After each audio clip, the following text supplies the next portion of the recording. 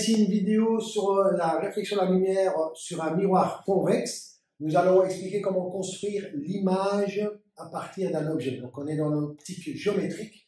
Alors j'ai un miroir qui est convexe, dont la canne sphérique est vers l'extérieur, et ici c'est l'arrière du miroir. Donc, la canne sphérique est vers l'extérieur.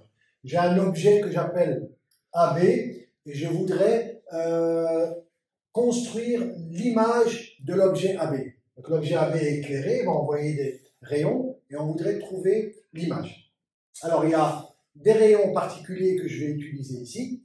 Je vais chercher l'image du point B, étant donné que le point A, lui, va être sur ce qu'on appelle l'axe principal, ou ce qu'on appelle aussi l'axe optique.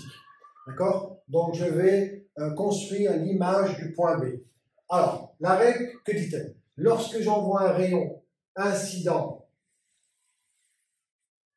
sur le miroir convexe, alors vous remarquez que le rayon incident ici, il est parallèle à l'axe ici, il est parallèle à l'axe principal.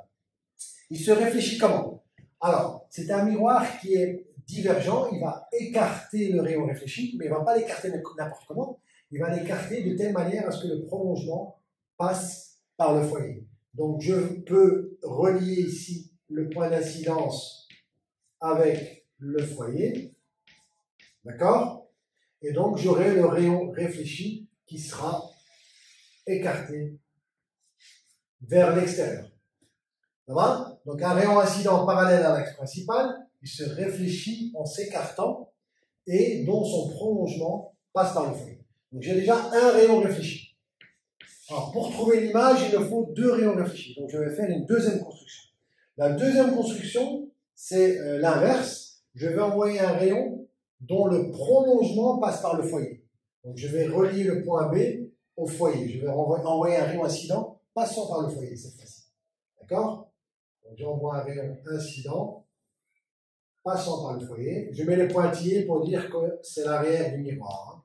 D'accord?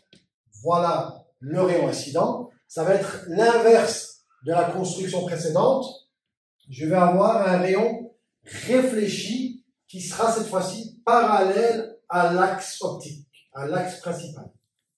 Donc on voit bien que c'est vraiment l'inverse. Quand j'envoie un rayon incident dont le prolongement passe par le foyer, qu'est-ce qui se passe? Il se réfléchit parallèlement à l'axe principal. Donc j'ai un premier rayon réfléchi, j'ai un deuxième rayon réfléchi ici. D'accord? Alors qu'est-ce qu'on remarque? L'image sera donnée par les rayons réfléchis. Mais on remarque que les rayons réfléchis 1 et 2 vont s'écarter. Celui-là va continuer tout droit, et celui-là ne va faire que s'écarter. Donc ils ne vont pas se toucher. Qu'est-ce qu'il faut faire quand on a deux rayons qui ne se touchent pas? Il faut aller chercher l'intersection de l'autre côté. D'accord? Donc, je vais prendre le rayon réfléchi ici et le deuxième rayon réfléchi. Le deuxième rayon réfléchi, je dois le prolonger pour aller chercher l'intersection avec le premier. Donc ici, je le prolonge. D'accord? Et qu'est-ce que je remarque? Je remarque que j'ai une intersection entre le premier rayon réfléchi et le deuxième. Et cette intersection n'est rien d'autre que l'image du point B que je vais appeler B'. J'ai trouvé l'image du point B, B', et le point A, comme il est sur l'axe, ben le A' sera aussi sur l'axe. Il suffit de rabattre une perpendiculaire ici, d'accord? Et j'aurai mon point A'. Le B est vers le haut, le B' est vers le haut, donc la flèche est toujours ici vers le haut. J'ai une image qui n'est pas renversée ici, d'accord? Voilà la construction de l'objet AB. J'ai trouvé l'image A', B'. Voyons voir un peu ce qui se passe au niveau des caractéristiques de l'image. Alors, l'image, elle est comment?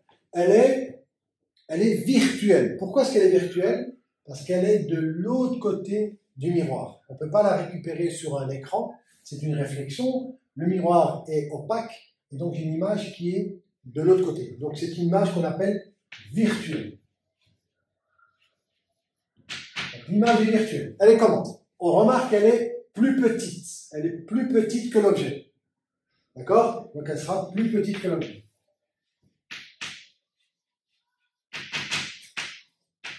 Plus petite que l'objet. Et comme j'ai dit tout à l'heure, elle n'est pas renversée. Le B est au-dessus, le B' ici est au-dessus. elle est droite. Je n'ai pas une image qui est à l'envers. Donc je vais dire que c'est une image qui est... Et au niveau de la distance,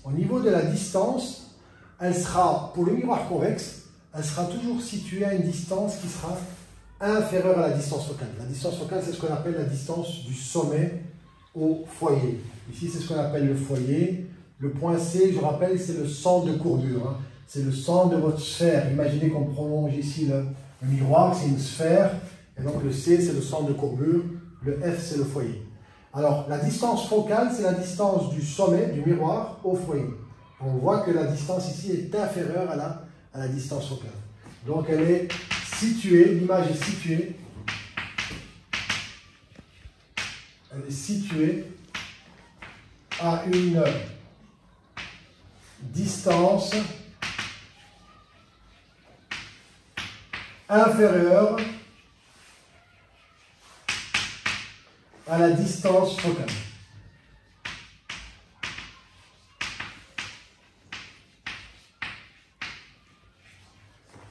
Ici, c'est la distance SF. Hein. La distance focale, ici, c'est la distance SF.